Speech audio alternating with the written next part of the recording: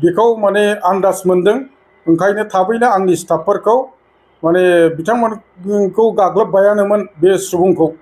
सरकारा बोलो बाहायगोन, दा बोलो बाहायोब्ला आननेसेसारि माने इभिक्सन ड्राइभ जागोन, बेवहाय गोबां माने जाथावै जाथायफ्राबो जानो हागौ, बुंथावै बाथ्राफ्राबो ओंखारनो हागौ। जायाखै, बेखौ भुल बुजाबुजि जानो नाङा।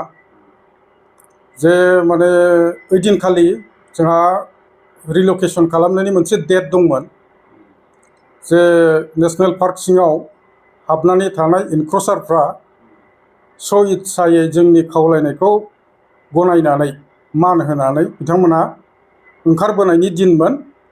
दा बे दिनखालि बिथांमोनखौ माने बरायनानै लाबोनो आरो जोंनि थिखानाय थावनियाव बिथांमोनखौ रिहाबिलिटेसन होनो थाखाय जोंनि स्टाफफोरा थांदोंमोन। आंबो निजे दंहैयोमोन, नाथाय रायलायखानाय बादियै बाथ्राया जायाखिसै, सोरबा थुनानै होनाय थानो हागौ। दा बे बाथ्राखौ लानानै गोबां दाङाबाजि खालामनो सानदोंमोन, गोबां दावराव दावसि जादों। बिनिफ्राय आङो माखासे खोथा रायजो राजाफोरनि गेजेराव रिकुवेस्ट खालामबोदों, जे नोंथांमोनहा बाउन्डारि सिङाव थायोब्ला नोंथांमोननि हा हुनि नामा मालाबाबो जानाय नङा गावनि नामाव। गतिके जेराव जोङो जायगा थिनानै होदों, बे जायगायाव जोङो दोनहैयोब्ला बिनि हाखौ नोंथांमोननि नामाव खालामनानै होनायनि दायथ'खौ डिपार्टमेन्टआ सम्पुर्ण दायथ'खौ लागोन होननानै बिथांमोनखौ खावलायबोनाय जादों। बे मथेनो माखासे ओइदिनखालि 34 फेमिलिसफ्रा हाग्रा सिंनिफ्राय ओंखारबोफिननानै जोंनि थिखानाय जायगा देवस्रि खाथियाव, दानि नेसनेल हाइवे गोदान बेनि साखाथियाव बिथांमोना थाफैजेनबाय। दा लासै लासैनो फैगासिनो दङ, जोङो फेस वाइसआव बेखौ खालामबाय थागोन।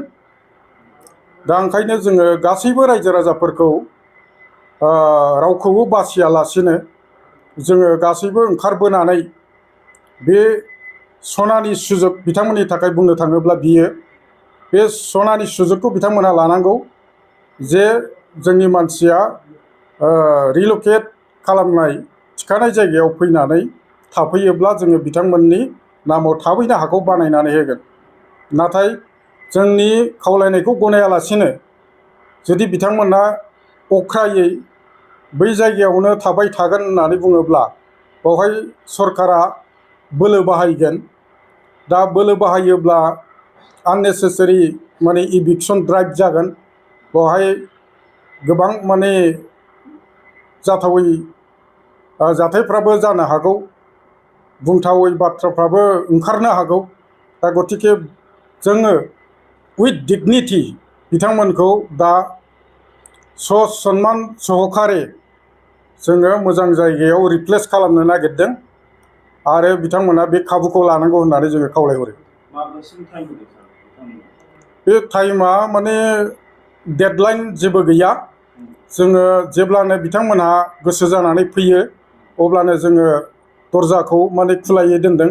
बिथांमोनहा फैनो हागोन, रायलायफैनो हागोन, आरो जायगाखौबो गावनि माने पसन्द जानाय जायगाखौ बासिनानैबो लानो हागोन। जों अपसनखौ खुला दोनदों। जाय सुबुङा माने एसे एनै बेफार बानिज्य बा बिजनेस एरिया जायगायाव थानो सानदों, बिथांमोननि थाखाय जोङो जायगा थिग खालामदों। आरो जाय बिथांमोनहा माने गायनानै फुनानै जानो, आबाद मावनानै जानो गोसो, बिथांमोननि थाखाय गुबुन जायगायाव जोङो थिनानै दोनदों। बे मोननै अपसनखौ जोङो खुला दोनदों। बिथांमोनहा फैनानै बासिनानै माने गावबागाव डिसिसनखौ लानो हागोन।